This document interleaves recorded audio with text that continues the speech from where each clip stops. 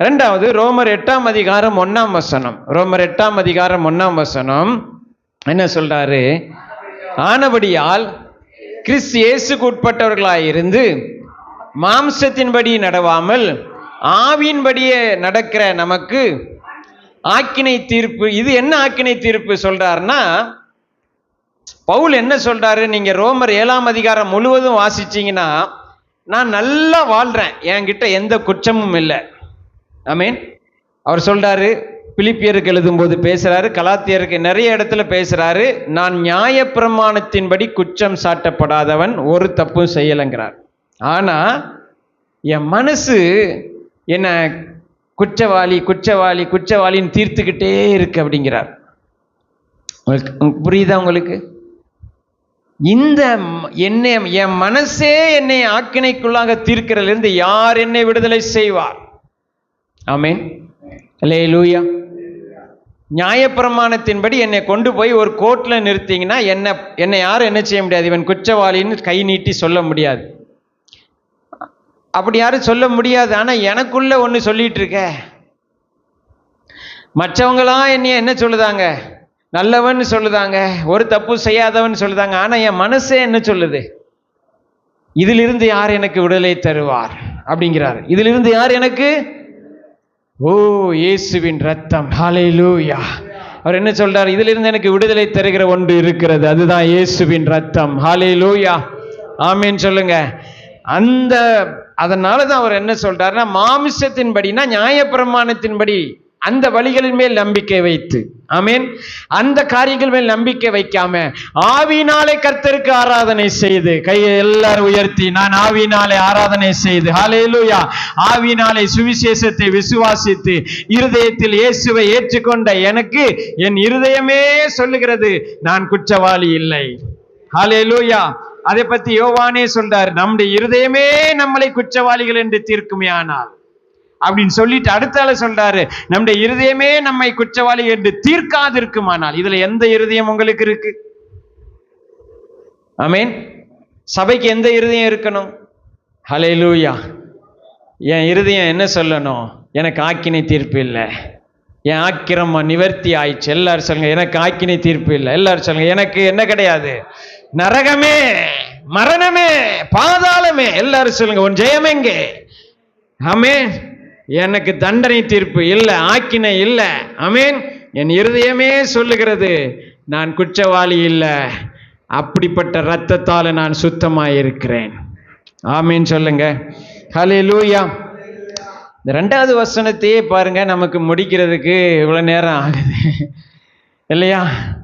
ஐயா, இன்னும் 17 அதிகாரம் இருக்கு. இந்த வருஷத்துக்குள்ள முடிச்சிருவோமான்னு தெரியல இல்லைங்களா? 2ஆம் வசனத்தில் அடுத்து என்ன சொல்றாரு பாருங்க, வாசிப்போம். ஆமென். அக்கிரமம் நிவர்த்தி ஆயிடுச்சு. அப்புறம் அது சகல பாவங்களின் நிமித்தமும் கர்த்தரின் கையில் அடைந்து தீர்ந்தது. எல்லாரும் சொல்லுங்க, தீர்ந்தது. எல்லாரும் சொல்லுங்க, தீர்ந்தது. இது உங்களுக்கு புரியுதா? இதை சொல்லி நான் ஜெபிக்க ஆசைப்படுகிறேன். தீர்ந்ததுன்னா, சிலுவையில் ஆண்டவர் பேசினார் இல்லையா, 6வது வார்த்தை முடிந்தது, அதான் இது. ஆமென் சொல்லுங்க. தீர்ந்ததுன்னா என்னது? முடிஞ்சுது. ஹல்லேலூயா.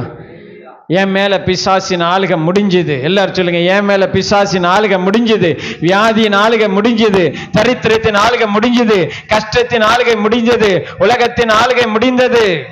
ஹல்லேலூயா. எல்லாம் முடிந்தது. சிலுவையில் அவர் முடித்து வைத்தார். எல்லாரும் சொல்லுங்க, சிலுவையில் அவர் முடித்து வைத்தார். ஆமென். ஒரு தடவை தாங்க தண்டனை. எத்தனை தடவை தான் தண்டனை? இப்போ கவனிங்க, ஒரு மனுஷன் தப்பு பண்ணிட்டான்னு வச்சுக்கோங்க. ஒரு மனுஷனை அடித்து காயப்படுத்திட்டான். அவன் பிள்ளை கேள்விப்பட்டு கோர்ட்டில் போய் கேஸு போடுறான், எங்கள் அப்பாவை அடிச்சிட்டான் அப்படின்னு. கேஸு தீர்ப்பாயிடுச்சு, அடித்தது குற்றம், 3 மாதம் ஜெயில் தண்டனைன்னு கொடுத்துட்டார். வெளியே வந்துட்டான். வெளிநாட்டிலேருந்து 2வது பிள்ளை வர்றான். எங்கள் அப்பாவை அவன் எப்படி அடிக்கலாம்? நான் மறுபடி கேஸ் போட போகிறேன். நான் என்ன செய்ய போகிறேன்? நானும் ஏன் சார்பாக கேஸ் போட்டு அவனுக்கு தண்டனை வாங்கி கொடுக்க போகிறேன்னு போய் வாங்க முடியுமா? ஒரு குற்றத்துக்கு ஒரு தண்டனை தான். ஆமென் சொல்லுங்க. அல்லேலூயா. அந்த தண்டனையை இயேசு ஏற்றுக்கொண்டார். எல்லாரும் சொல்லுங்க, அந்த தண்டனையை இயேசு இனி யாரும் என் மேல கேஸ் போட முடியாது. சட்டத்துல இடம் இல்லை. ஆமீன் சொல்லுங்க. சட்டத்துல என்ன கிடையாது?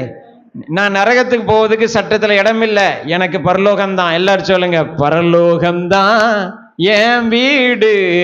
ஆமீன், அல்லேலூயா. பரலோகம்தான் என் வீடு. அங்கே இருந்து கர்த்தராகிய இயேசு என்னும் ரட்சகர் வர நான் எதிர்பார்த்து கொண்டிருக்கிறேன். ஏன்னா எனக்கு அதுதான் வீடுன்னு முடிவாயிட்டு. அதான் எனக்கு இடம். எனக்கு நரகம் கிடையாது, எனக்கு ஆக்கினை கிடையாது, எனக்கு கஷ்டம் கிடையாது, எனக்கு கவலை கிடையாது, வியாதி கிடையாது, கண்ணீர் கிடையாது.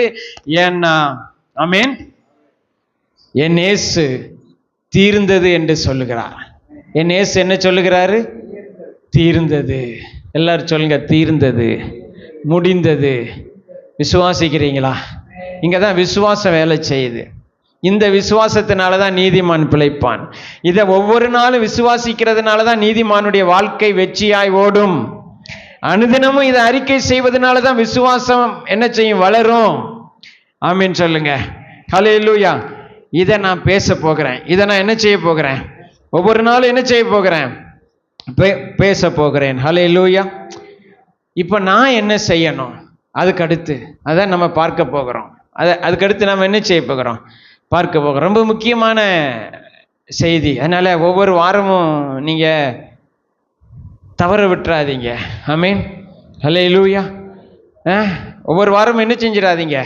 தவற விட்டுறாதீங்க. ஏன்னா அவர் என்ன சொல்றாருன்னா, இந்த செய்தியை நீங்க கேட்டு கர்த்தருடைய வார்த்தையை விசுவாசித்து நீங்க அதை அறிக்கை செய்யும் போது செட்டைகளை அடித்து கழுகை போல பலன் கொண்டு நீங்க உயர எழும்புவீர்கள்.